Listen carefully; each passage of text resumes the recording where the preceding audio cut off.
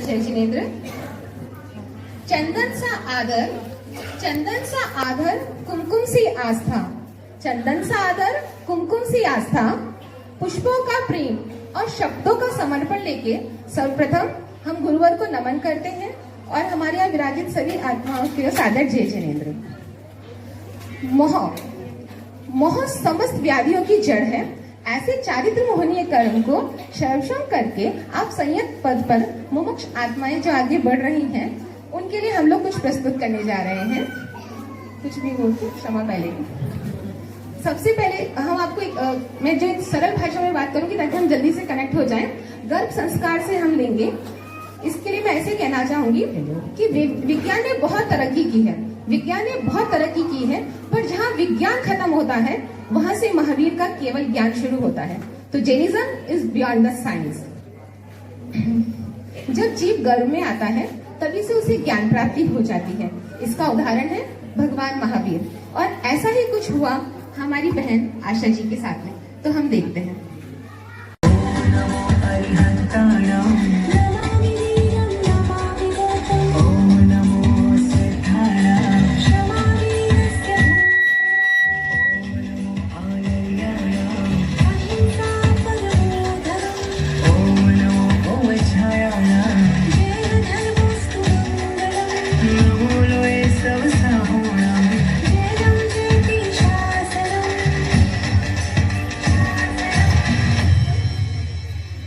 रहना प्रदीप श्रावक बनकर ना श्वेतांबर ना दिगंबर, हम जैन हैं, कहो हम जैन हैं। रहे हम महावीर के ही बनकर ना श्वेतांबर ना दिगंबर, हम जैन हैं, कहो हम जैन हैं। धर्म से जैन, कर्म से जैन हैं।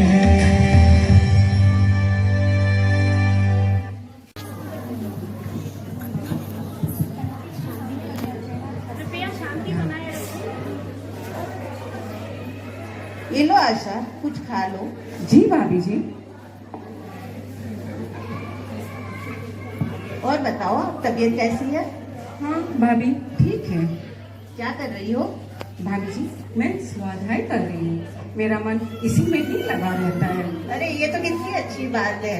नहीं तो आजकल तो सब टीवी देखने में, पिक्चर देखने में या बेड रेस्ट में ही लगे रहते हैं, पर तुम्हें धर्म करने का मन कर रहा है, ये बड़ी खुशी की बात है। मुझे लगता है तुम्हारी कुक्षी में कोई पुण्यवान जीव आया है, इसीलिए तुम्हारा मन धर्म में लगा हुआ है। हाँ भाभी जी, भगवान करे ऐसा ही हो। जरूर जरूर आशा, ऐसा ही होगा। भाभी जी काम हो गया, बच्चे आ गए?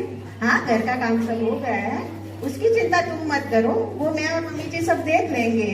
तुम अपना काम, अपने मन को इसी में जिसमें तुम्हारा मन अच्छा लगे उसी तो करते रहो। जी भाभी मुझे किस बात की चिंता, जब आप हो, मम्मी पापा और सब परिवार सहयोग दे रहे हैं तो चिंता की क्या आवश्यक। भाभी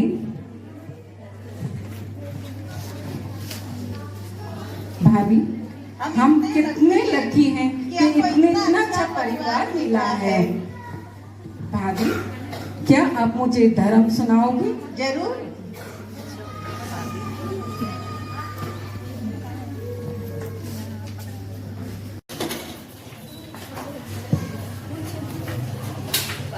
बड़ी माँ आ जाओ तू बिटिया। बड़ी माँ, आज मेरे स्कूल में डांस कंपटीशन है, क्या आप मेरी हेयर स्टाइल बना दोगे प्लीज? जरूर बिटिया। तेरे बाल तो इतने खूबसूरत, इतने प्यारे हैं कि कोई भी हेयर स्टाइल बहुत अच्छी लगेगी। बड़ी माँ मुझे एक और रिक्वेस्ट है, क्या आप मुझे आपके वो बड़े वाले झुमके भी दोगे प्लीज? हाँ बिटिया, कौन से वाले? जो दिल्ली से लाए थे वो कि जयपुर वाले? दिल्ली वाले। वो तेरे लिए ही थे, वो पहन लेना तू। हाँ माँ आपको मालूम है आज मैं ना मेरे स्कूल से डिस्ट्रिक्ट लेवल वाला डांस कंपटीशन प्रेजेंट कर रही हूँ। कौन सा वाला कंपटीशन? डिस्ट्रिक्ट लेवल वाला। अच्छा कौन सा, इंटर स्कूल या अच्छा डिस्ट्रिक्ट लेवल वाला ना? हाँ, बराबर, सही है। माँ अगर मैं जीत गई तो आप मुझे क्या गिफ्ट दोगे? मेरी अदू बिटिया कभी हार ही नहीं सकती, जीत तो तुम्हारी होगी बिटिया। तो फिर पक्का पक्का। Movie and dinner. Okay. Narendra, आज महाराज साहब जी नहीं आ पाएंगे तो आज की क्लास मैं लूंगी। आज का विषय है संत दर्शन से हम कैसे 8 कर्मों की निर्जरा कर सकते हैं।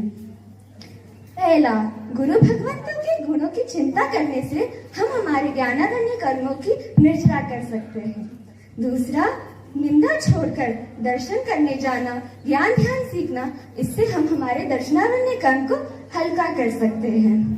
साधु संतों से साता पूछना, बस इतना ही कहना कि सुख साता बातचीत, यह कहने से हमारे वेदनीय कर्म हल्के पड़ते हैं।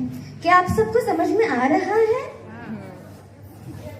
संयम के प्रति अहोभाव रखना, जैसे आप सब जानते हैं कि मोहनीय कर्म सारे कर्मों का राजा है। अगर हम मोहनीय कर्म को हल्का कर देंगे तो हमारा संयम जाने के लिए रास्ता और आसान हो जाएगा।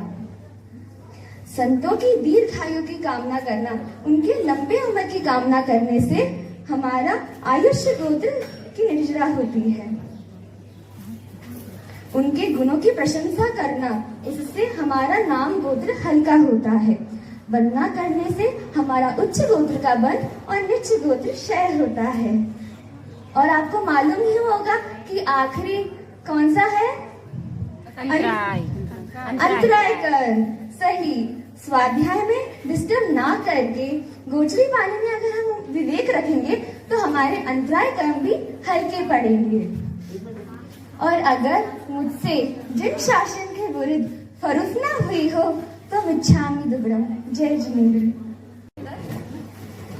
मैं अली दीदी जी से जानना चाहूंगी कि ऐसा ही कुछ पढ़ाया था आपने हमें? इन्होंने बहुत अच्छा पढ़ाया था, इन्होंने इतना अच्छा नहीं, पढ़ाया। नहीं, वो तो देखिए आपसे सीखा वही आपको लौटाया है। सिर्फ एक सुधार करना चाहूंगी मैं, ज्ञानावन्य कर्म में था गुणों का चिंतन।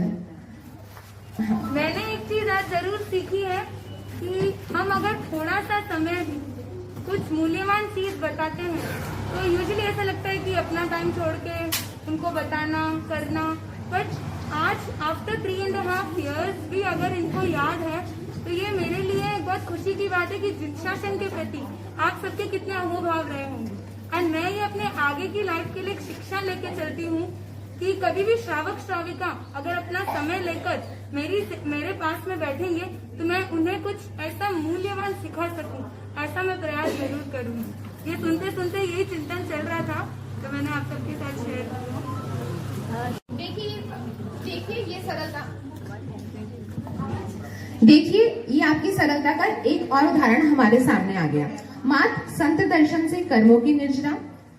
अब जब आपने तो अपना लक्ष्य निर्धारित कर ही लिया है तो अब बारी आई भाई की। जब बहन को अपनी मंजिल पता चल गई तो भाई भी पीछे नहीं रहा। इस लॉकडाउन में आपने उसका पूरा सदुपयोग किया एक स्किट के माध्यम से।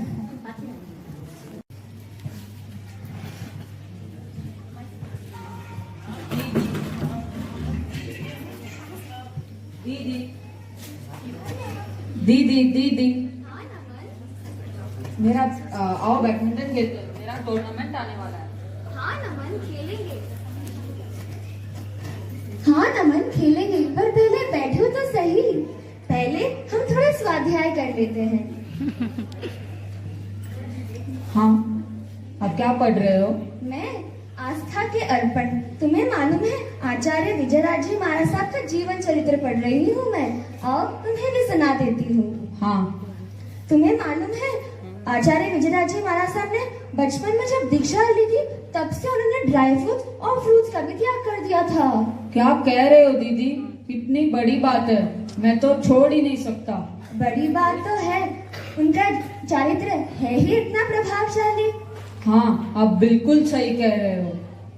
अभी हमारे विनोद मुनि जी महाराज साहब आए थे तब उन्होंने हमें शिविर में कितना कुछ सिखाया।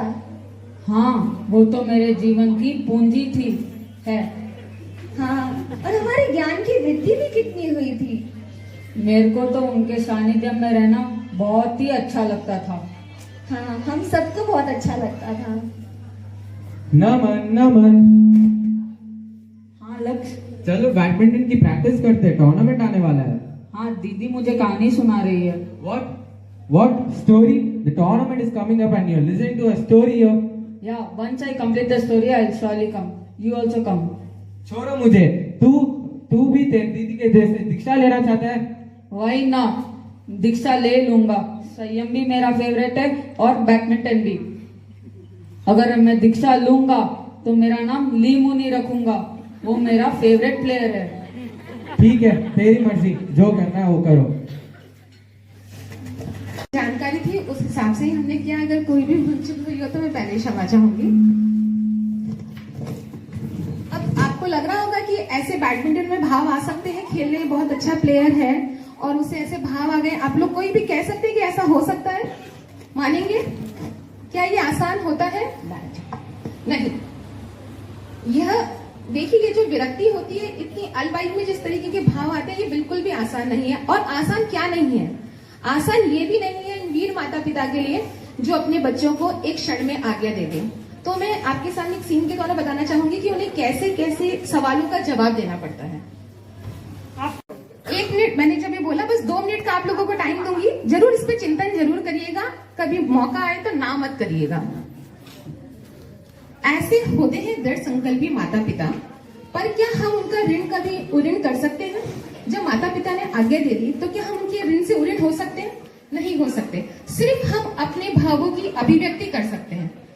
वो उस अभिव्यक्ति का माध्यम हम कुछ संगीत के माध्यम से आपके सामने लाना चाहेंगे। जो ये जो प्रेजेंटेशन है वो तीनों ही मुमुक्ष के लिए उनके पेरेंट्स को डेडिकेटेड है।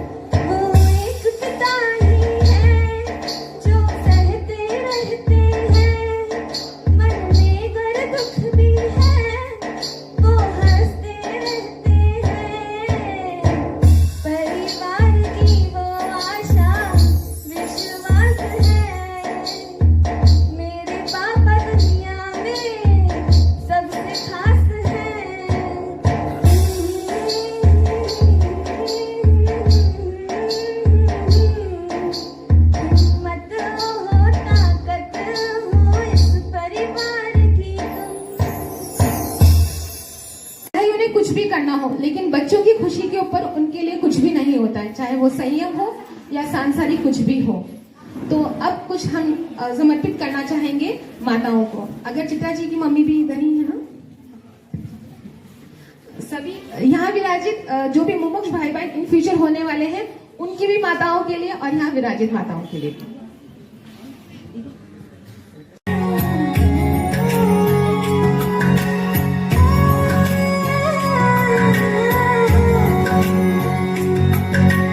ऊंचा है भवन, ऊंचा मंदिर, ऊंची है शान मैया तेरी।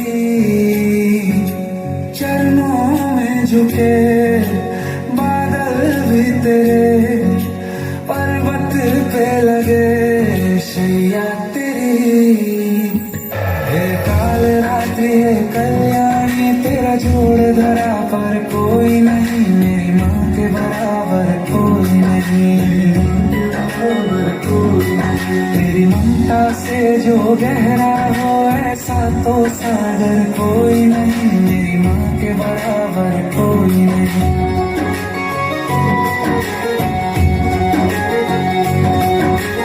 जैसे धारा और नदियाँ, जैसे फूल और बगिया, मेरे इतना ज्यादा पास है तो जब न होगा तेरा चल, नैना मेरे होंगे जल ढल जाएंगे कहाँ पे मेरे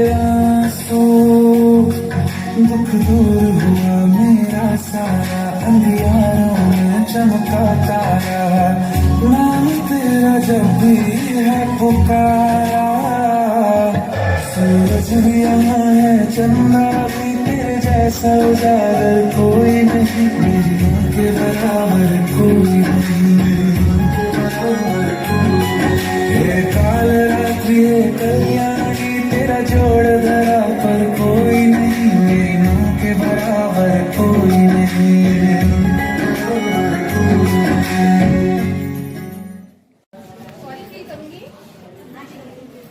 सॉरी, मेरी बिल्कुल इंटेंशन नहीं थी कि मैं माहौल का ऐसा करूं। मेरी सिर्फ भावों की अभिव्यक्ति थी। मेरा बिल्कुल मन नहीं था कि ऐसा माहौल हो। चलिए अब माहौल को चेंज कर देते हैं। ये वाला माहौल मुझे बिल्कुल अच्छा नहीं लग रहा है। बड़े अच्छे से सोच के मैंने प्लान किया था और ये सब हो गया तो गड़बड़ हो गई। तो अब हम चलते हैं इस माहौल को चेंज करने के लिए। तो आप जब तीनों आत्माओं ने पंच परमेष्टि से राखी बांध ही ली है, जब हम सबको छोड़ के जा ही रहे हो, तो मैं एक सांसारिक रस्म, राखी की रस्म आपसे आज करवाना चाहूंगी, क्योंकि उसके बाद तो आप सब संयम में हो जाएंगे। तो आप तीनों की जो भी भाई यहाँ हैं, बहन हैं, वो प्लीज स्टेज पर आ जाएं। एक बार हम राखी की रस्म करवाना चाहेंगे।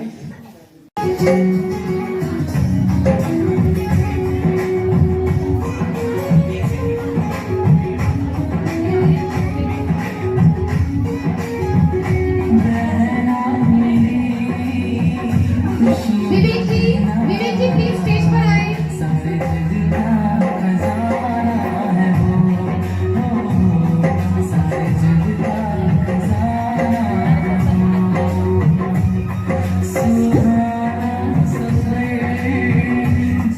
देखिए, आज मनमार की जगह मत रखिए। जो भी भाई बहन उपस्थित है प्लीज स्टेज पर आ जाइए।